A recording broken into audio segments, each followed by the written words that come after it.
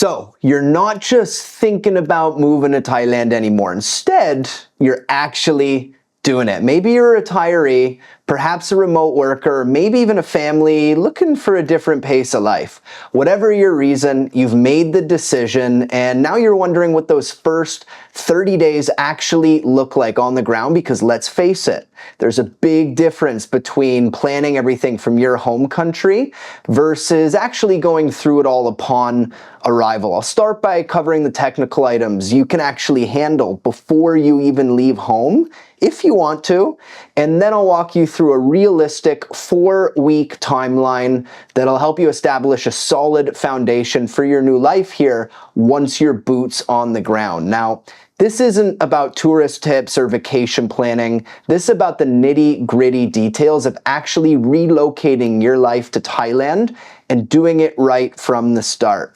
Think about it like your Thailand starter kit. I'll go ahead and chapter out each section below so it's easy for you to navigate through everything. With that said, let's get into it. So before we talk about your first 30 days in Thailand, let's talk about what you can actually get sorted while you're still at home, because the more you can get dialed in before you land here, the smoother the transition potentially becomes. So first up, let's talk about visa prep.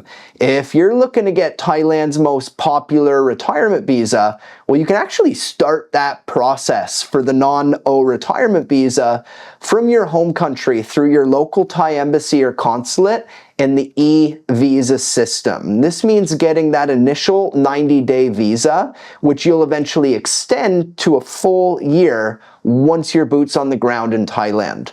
That's for the non-O. Now, for those that want even more certainty before landing and want to get long-term status sorted up front before even arriving in Thailand, you can actually go through and complete the entire application process through to approval for the non-OA visa, which again would be for retirees, the LTR visa, which could be for all sorts of different people, or the Thailand Privilege Card, formerly known as the Elite Visa, which again could also be for anyone. And remember, you could get these options fully sorted from your home country, which means you'd arrive in Thailand with your long-term visa already in place for those specific cases. Now, if you're a remote worker, a digital nomad, and looking to get the destination Thailand visa, you actually have to get this option from outside of Thailand. So it's definitely something you'll want to take care of before departure. Now, it's worth mentioning that you don't have to get this visa process started from home. At the end of the day, Thailand has a pretty generous visa exemption period for those from most Western countries, but starting the visa process before arrival could make things much easier on the ground once you're here and kick-starting your life in Thailand, and we'll touch more on that later on. Next up, let's talk about insurance. So yeah, you can actually work with an insurance broker or an insurance company representative to pre-select a Thai-based insurance plan or a plan from an insurance company located outside of Thailand before you arrive here.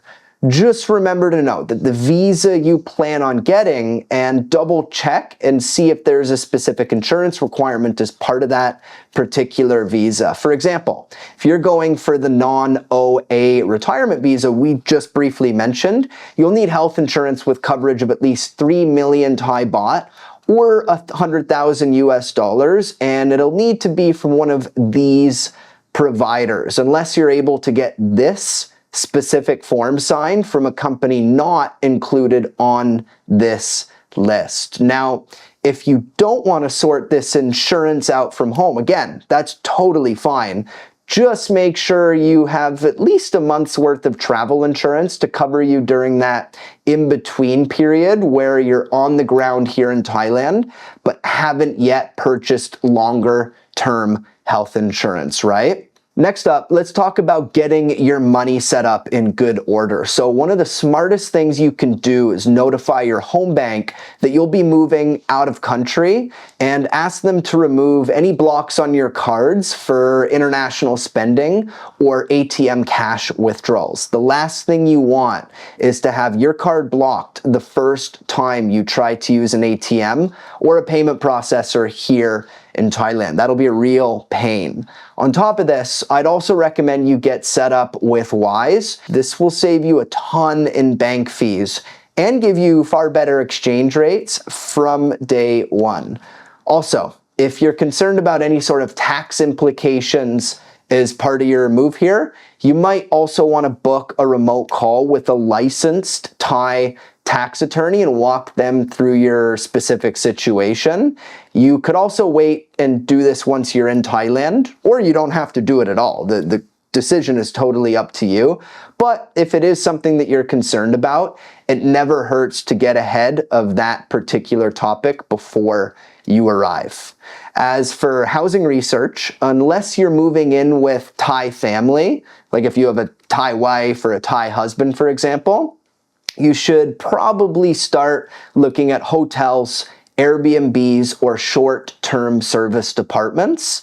I highly recommend against renting or purchasing, for sure purchasing anything long-term before you arrive. It's much wiser, in my opinion, to get a short-term rental first and then use that as your base of operations to explore, and then decide on a longer term housing solution later on. Just think of it as giving yourself a bit of a soft landing pad, right? You'll probably want that flexibility, at least during your first few weeks here at the very least.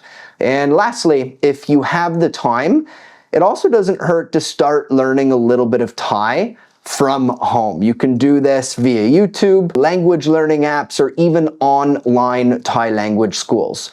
Now, if you're interested in that last option, then I'd recommend checking out the Thai Language Challenge led by teacher Fa.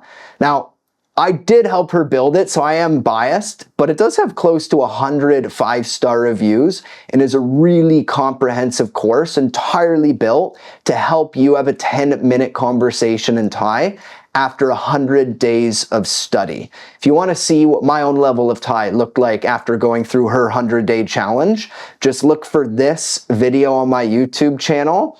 And if it's something that you're interested in, just scan here or click the link in the description below. At the end of the day though, no matter how you go about it, learning at least some Thai before arrival could be quite helpful, and most importantly, it'll just make things more fun once your boot's on the ground here, right? So with that said, and all of these optional pre-arrival items covered, let's actually get into your first 30 days here after you land.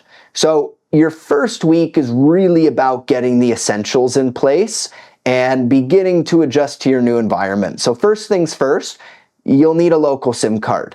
Thailand has 3 major carriers: AIS, True, and DTAC. You can actually buy a prepaid SIM card right at the airport when you arrive. And yes, it will be a bit more expensive than if you waited to buy one in whichever Thai city you're going to. But for somebody like me, having immediate connectivity in a new country is probably worth the extra few hundred baht, if you ask me. As part of that, you'll need to show your passport to get the prepaid SIM registered to you, which is standard procedure here in Thailand.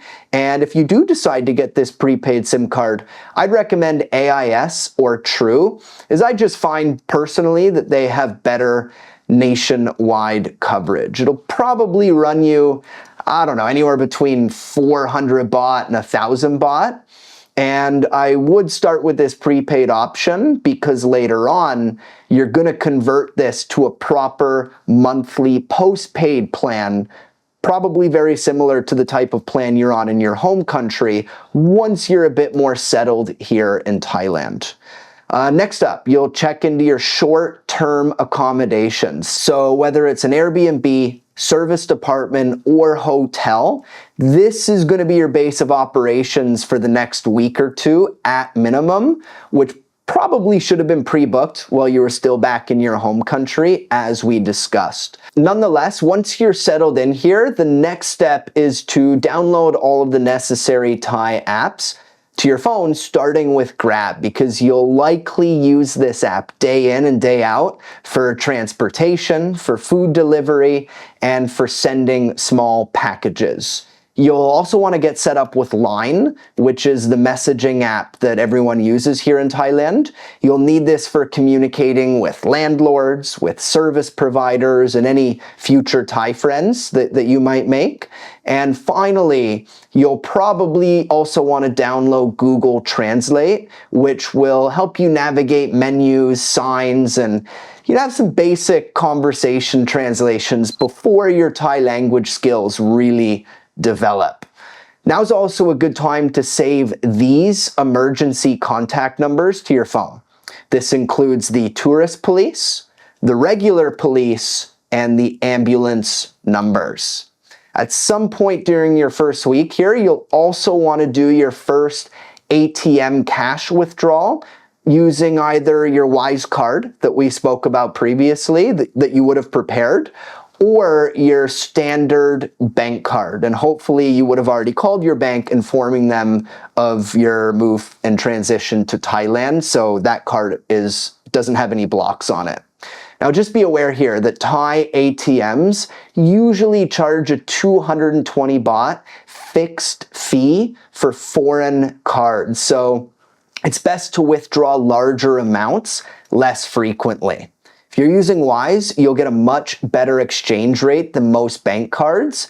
And if you've transferred money into your Wise account at this point and already converted it to Thai baht, you actually won't pay any extra currency conversion fees here on top of that fixed ATM fee we just discussed, which is really, really nice. Now, if you haven't already started researching long-term housing options, now's the time to begin.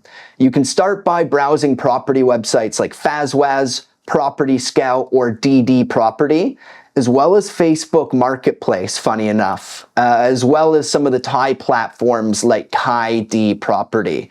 And this is to really get a feel for what's available and at what different price points. And if you're looking to work with a real estate agent as part of this, which you probably should since you just moved to a new country, you should start reaching out to agents you've shortlisted by now to start to get viewing scheduled for your second week and third week, which are coming up very quickly. Now, depending on your transportation needs, you might also want to consider a short-term car or motorbike rental at this stage so that you're mobile.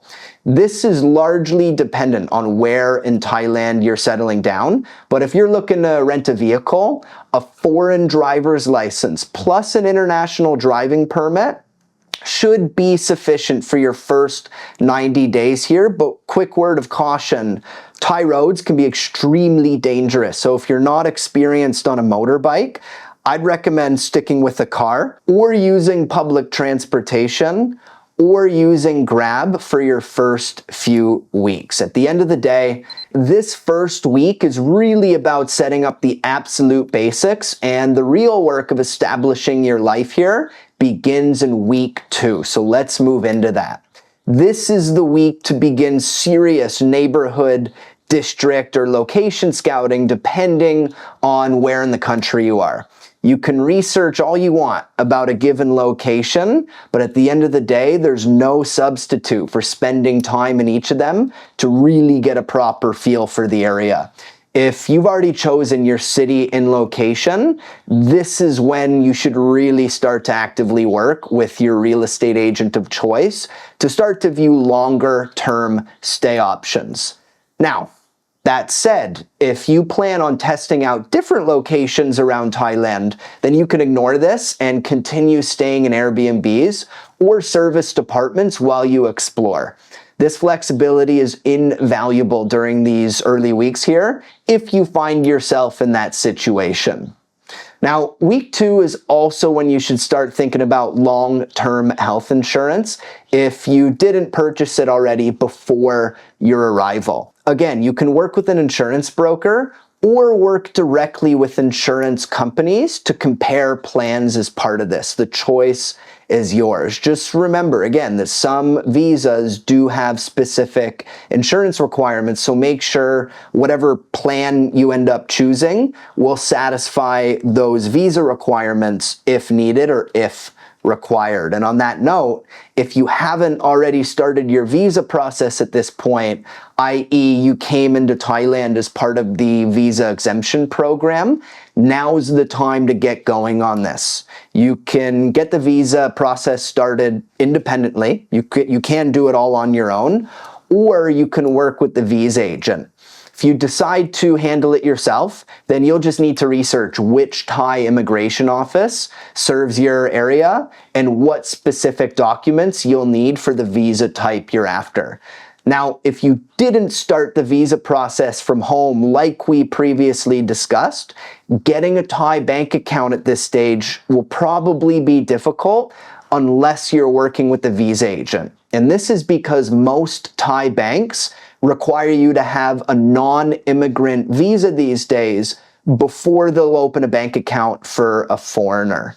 And if you come here under a tourist visa or as part of the visa exemption program, you won't have this non-immigrant stamp in your passport at this point, right?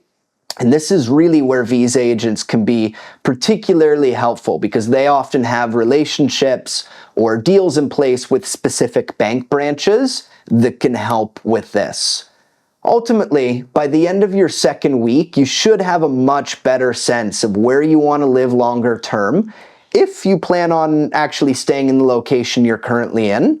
And you should also have, at the very least, started the long-term visa process, either independently or with an agent. And you should also have a solid idea as to what your insurance options are if you plan on purchasing a policy as part of your life here in Thailand. And like I said time and time again throughout this video, those last 2 points there, the visa and the insurance, potentially go hand in hand. So just pay attention to that. And if you want more information, then you should watch this video up here on my channel. It's a full video about visas where we go into depth. Okay, next up, moving into week 3. So, if you opted to get your visa sorted in Thailand, especially by yourself, the process is likely still ongoing at this point. And don't worry, that's completely normal. Thailand tends to move at its own pace, especially when it comes to bureaucratic processes. Sometimes these things take time, so try not to stress and try not to worry. Now, if you've settled on a location and signed a long-term rental contract by now, week 3 is when you'll likely be furnishing and setting up your new place, so congrats. This means visits to places like HomePro, Index Living Mall, OfficeMate, IKEA, or local Thai thrift markets and Thai boutiques. All of this is dependent on your budget and style preferences, of course. Now, one key thing here worth noting about renting in Thailand is this. Most long-term rental contracts here are for 1 year, for 12 months, and come with a 1 or a 2-month security deposit on top of a 1 month of advance payment. So just be prepared for that initial cash outlay, right? Like if you're renting property in Bangkok and let's say the place you chose is 40,000 baht a month, you'll likely need to have 120,000 baht ready to go to lock in that rental. 80,000 baht as a 2-month rental deposit and then 40,000 baht up front for your first month's rent. Again, this is where Wise really comes in handy because like I said, you can easily add funds in your home currency to the Wise platform, convert these funds to Thai baht at the mid-market exchange rate, and then easily make payment to your future landlord natively in baht directly to their Thai bank account. Also, if you did opt to lock in a long-term rental by this point, this is also when you'll start setting up utilities, which includes internet, includes electricity, and it includes water. Your landlord and or your real estate agent will usually help you out here because sometimes it requires some solid Thai language ability to get some of this stuff set up. And same goes for what's called the TM30 form, which will need to be submitted to immigration at this point. Just have your real estate agent work with your landlord to get this form over to immigration upon moving into your new long-term house or long-term condo. The TM30 form is basically the notification of stay for a foreigner. You know, hotels have to report this, and also landlords have to report this. The idea is that, in theory, immigration knows at any given time where all the foreigners are actively staying in their country, right? Now that said, if you're still testing out different locations at this point, now's the time you should be looking at booking your next Airbnb or your next serviced apartment in a different part of Thailand. Or if you're really enjoying where you are and you want to keep on exploring it before you make a long-term decision on planting a flag there, perhaps you might want to extend where you're currently staying at this stage. You know, Thailand has so many distinct areas, so if you're not dead set on a specific part of the country yet, that's okay. Don't worry about that. You know, it is worth taking the time to find what truly feels best for you. Chiang Mai is very, very different from Bangkok, which is very different from Koh Samui, which is very different from Isan, which is very different from Jomtien, right? So it never hurts to explore a few different areas if you're not set yet. That's the beauty with Thailand. The flexibility here is off the charts. Next up, building your social circle. So this is a key part of long-term happiness for a lot of expats because sometimes the whole expat journey can be a lonely one, you know, especially if you don't put yourself out there. So as far as this goes, you know, if I was you, I'd just keep it nice and simple and look for events, activities, or hobbies that interest you and that can connect you with like-minded people. This could be joining a tennis club, getting set up with golfing groups, picking up Muay Thai lessons, joining a motorbike riding group, signing up for CrossFit, trying kite surfing, checking out craft beer events, gin festivals, or even volunteering with local groups. Yes, you know, you could also meet a bunch of people out partying, but that's not exactly a common strategy for building, you know, real solid long-term friendships, right? I mean, if you were trying to make new buddies in your home country, would your first thought be to head downtown and go clubbing? Probably not, right? So why would it be any different here? Now, just shifting focus a little bit here. Next up, as far as Thai bank accounts go, if you haven't been able to open a Thai bank account by this stage at this point, then just continue using your Wise account and your Wise card or your regular debit card for day-to-day expenses. And if you don't yet have your Thai bank account by this point, it probably means you're still working through the visa process. So keep up with that at this stage and don't let it get you down. Welcome to life in Thailand. Next up, as you move into your 4th week boots on the ground here in Thailand, you probably have a feeling that you're starting to build a bit of a foundation for your long-term life here. This is the week now that you can actually go ahead and, if you want to, pre-register yourself at a private hospital, especially now that you would have gotten your insurance sorted out in weeks 2 and 3, right? Pre-registering means providing your passport information, insurance details, and basic medical history. It's definitely not necessary, and a lot of people don't do this and don't even consider to do this, but it's kind of a nice thing to take care of for peace of mind. And more importantly, it helps you get a bit of a read on how the private medical system works here. On top of that, if you want to, you could also go ahead and get registered with like just a standard health clinic to facilitate things like the odd doctor's visit or dealing with prescriptions or things of this nature, right? You know, there's tons of private clinics all over the country, just like this one, that even offer membership programs if you want. Again, this isn't necessary by any means at all, but there are a few people I know that swear by this, like my friends Aaron and Em down in Pranbury. They have 2 young kids and have found that this has been a really smart move for them because the clinic that they're members at includes at-home doctor's visits for their 2 young kids, right? So they find that of significant value. Now, shifting topics here, week 4 is also when you should potentially start the process of getting your Thai driver's license if you plan to drive or ride here. You can do this independently and totally on your own, or you can work with the driver's license agent.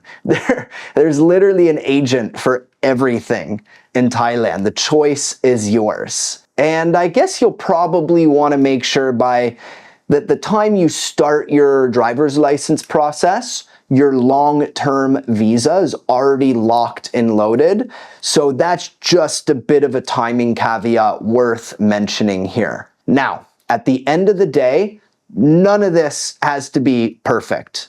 And no, not all of it needs to happen in exactly 30 days, nor does it need to happen in this exact order. The goal of this video is to simply give you a rock solid logical framework to build upon, because sometimes it's just easier to follow some semblance of structure as you navigate through muddy waters in a brand new environment, right?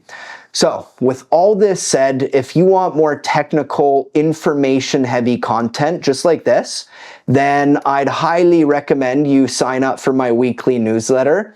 Just click below or scan here to get access to that. And you can even read past editions before you decide if you want me to send you new entries each week. So click below, scan here for that. And also, as you can probably start to see in all this, you know, your long-term visa is really the base of which to build on as part of your life here, right? So if you want to get that whole visa process taken care of from A to Z, then I definitely would recommend you work with my buddy Watt. He runs a fully done-for-you service. So to learn more about that, again, just click below or scan here to get started with him and learn more about his process. And with all that said, if you found this video helpful, do me a favor and drop a like below, as it really helps grow the channel. All right, thank you for watching, and I will see you next week. Cheers.